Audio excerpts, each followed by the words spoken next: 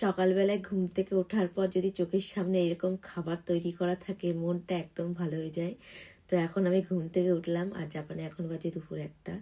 তো আমার বর সকালবেলায় অনেক আগে ঘুম থেকে উঠে এই খাবারগুলো তৈরি করে রেখেছে, ডাল পুরি, আলুর তরকারি আর ডিম সেদ্ধ করেও বাজারেও গেছে, বাজার থেকে বাজার করে এসে তো ঘুম থেকে এখন উঠলাম।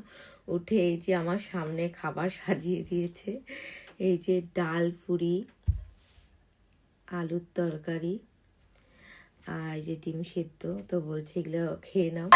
অনেকদিন আগে খেতে চেয়েছিলাম ডালপুরি আর আলুর তরকারি, যেহেতু আমি ডালপুরি করতে একদমই পারি না, পুর ভরে হচ্ছে লুচি বানাতে।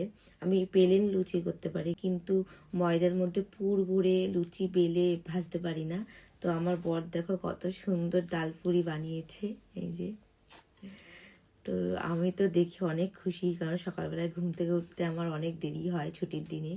তো এরকম ছুটির দিনে উঠে প্রতিদিন খাবার বানিয়ে আমারে খেতে দেয়। আর আজকে তো একটু স্পেশাল ডালপুরি আর আলুর তরকারি, অনেক দিন ধরে খেতে ইচ্ছা করছে, খেতে পারি না। তো বরের হাতে রান্না খাওয়ানো অনেক ভাগ্যের ব্যাপার। আর এইরকম আমার বর মাঝে মধ্যে এরকম করে করে আমার খাওয়ায়, আমার বেশ ভালোই লাগে। বিশেষ করে ছুটির দিনগুলোতে এবার করে খাওয়ায় আমার। এই দেখো, খুব সুন্দর হয়েছে, ভীষণ সুন্দর হয়েছে, এত সুন্দর হয়েছে না মানে বলার মতো না। তোমরা আমাকে অনেকেই বলো তুমি এত দিন দিন ফুলে যাচ্ছ কেন, মোটা হয়ে যাচ্ছ কেন। আসলে আমার বড় আমাকে এত সুখে রেখেছে, সুখে থাকতে থাকতে আমি এরকম দিন দিন মোটা হয়ে যাচ্ছি। মানুষ সুখেই তো মোটা হয়।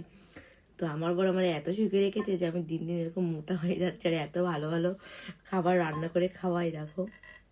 তো আমি এতগুলো খাবো না, আমি এখান থেকে দুটো আমার বরের জন্য রাখবো, আর আমি এখান থেকে 3টে খাবো। খিদে পেয়েছে সারাদিন, কালকে যেহেতু কিছু খাইনি আমি, ওর জন্য আমার বর এগুলো সব বানিয়েছে আমার খাওয়ার জন্য। তো এগুলো খাওয়া দাওয়ার পর আমি তারপরে দুপুরে রান্না করব। তো আমার বরের মতো এরকম কার কার বরের রান্না করে খাওয়াই জানিও। বাড়ি থাকতে আমার বাবা আমাকে এরকম ডালপুরি করে খাওয়াতো, আর জাপান আসার পর আমার বর আমাকে এইভাবে ডালপুরি বানিয়ে খাওয়াই, আমি পারি না বলে।